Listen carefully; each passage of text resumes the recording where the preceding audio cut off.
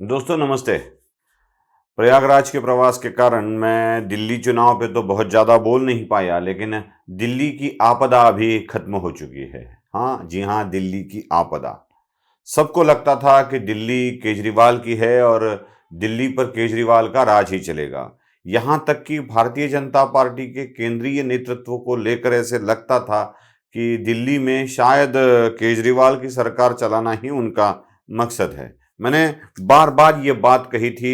और दिल्ली की आपदा के बारे में, दिल्ली वाली जो आपदा है ना, वो कुछ अलग ही किस्म की थी। केंद्र में और दिल्ली में एक सरकारी अधिकारियों का, जो आईएएस आईपीएस है, उनकी एक अलग ही लॉबी थी, जो अपनी ही भूमि में प्रधानमंत्री की हार करने के लिए जो जुटे हुए थे। और ऐसे भूमिहार करने वाले लोगों के साथ केजरीवाल मिल गए थे और केजरीवाल को अपने आप इनसे अच्छा सपोर्ट मिलता था और केजरीवाल अपना राज चलाते थे और नरेंद्र मोदी जी की दिक्कतें भी बहुत बढ़ाते थे। लेकिन अब ये दिल्ली की आपदा केजरीवाल नाम की तो खत्म हो गई है। अब ये भूमि की हार करने वाले लोगों के, भूमि में ही हार करने वाले लोगों के बारे में प्रधानमंत्री क्या करते हैं और प्रधानमंत्री को सहकार्य करने के लिए देश के गृह मंत्री क्या करते हैं, ये देखना भी आवश्यक है। दोस्तों, दिल्ली की आपदा तो खत्म हुई, लेकिन अब भूमिहार वाली आपदा कौन खत्म करेगा जल्दी ही, या उनको कौन रास्ते पर लाएगा, यह भी देखना आवश्यक है। दोस्तों, एक बात हमें देखनी होगी। जितनी भी केजरीवाल के बारे में हम सब लोगों ने, मैंने तो बहुत कम बोला है, लेकिन मेरे जैसे कई लोगों ने इसके बारे में बात की है। वही बातें सुनकर शायद केजरीवाल को लोगों ने हराया होगा, ऐसे आपको लगता होगा। बिल्कुल नहीं। केजरीवाल को हराने के लिए खुद केजरीवाल है, खुद केजरीवाल अपने आप को गाली देते रहते हैं। सुन लीजिए। केजरीवाल भड़वा है, केजरीवाल आतंकवादी है। 100 कमीने बड़े मरे थे तब एक केजरीवाल पैदा हुआ था। केजरीवाल कमीना है, केजरीवाल घटिया है, केजरीवाल नवाब है, केजरीवाल घिनौना है, केजरीवाल पाकिस्तानी है, केजरीवाल AK-49 है, केजरीवाल राक्षस है, नमक हराम है, बेशरम है, नमूना है। सुना। अब केजरीवाल ऐसी गालियां अपने बारे में ही जब देने लगे और बोलने लगे, तो उनके बारे में क्या कहे साहब, क्या बात कराया था, बताएं उनके बारे में। केजरीवाल को ये अभिमान हो गया था कि मुझे कोई हरा ही नहीं सकता। मोदी को तो वो चैलेंज देने लगे थे कि इस जन्म में क्या, किसी जन्म में भी आप मुझे हरा नहीं सकते। मैं नरेंद्र मोदी जी को कहना चाहता हूं, मोदी जी इस जन्म में तो आप हमको नहीं हरा सकते, दिल्ली के अंदर आम आदमी पार्टी को। आपको दूसरा जन्म लेना पड़ेगा, इस जन्म में तो नहीं हरा सकते आप आम आदमी पार्टी को दिल्ली में। अगर आप रोकने की कोशिश करोगे और फिर सोचोगे मैं दिल्ली जीत लूं, इस जन्म में तो नहीं जीत पाओगे मोदी जी।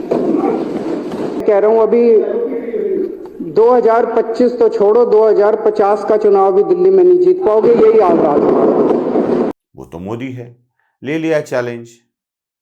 और ऐसे ले लिया कि 27 साल बाद केजरीवाल की पार्टी को तो हरा ही दिया, लेकिन खुद केजरीवाल को हरा दिया, मनीष सिसोदिया को हरा दिया।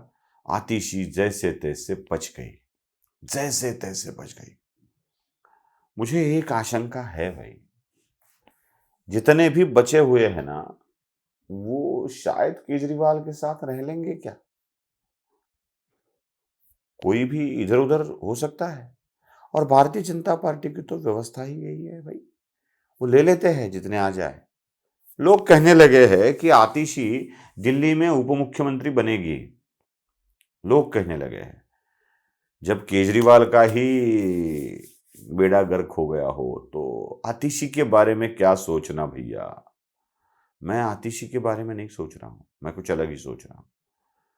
जब केजरीवाल का प्रभाव ही आम आदमी पार्टी से खत्म हो गया है, तो पंजाब वाला पूरा राज्य जो है, जिसमें सरकार केजरीवाल की है, उसका क्या, उसका क्या? शायद पंजाब की सरकार ही आपको बाप न मानते हुए किसी और को बाप मानने की पॉसिबिलिटी हो सकती है। सोचिए जरा। मैं किसी के ऊपर आरोप नहीं लगा रहा हूं कि ये होगा वो होगा। आतिशी अगर विचार कर सकती है डिप्टी सीएम पद लेने का, चर्चाएं चल रही है इसलिए कह रहा हूं, तो सीएम पद को कायम रखकर शायद ये भी हो जाए कि पंजाब राज्य के मुख्यमंत्री भी अपनी बाजू पलट दें। ये भी हो सकता है। अगर ये हो गया तो भयंकर कांड हो जाएगा भाई, भयंकर कांड। और इसी कांड का हम इंतजार कर रहे हैं। मोदी अब नया कौन सा कांड करते हैं, ये देखना आवश्यक है। नमस्ते।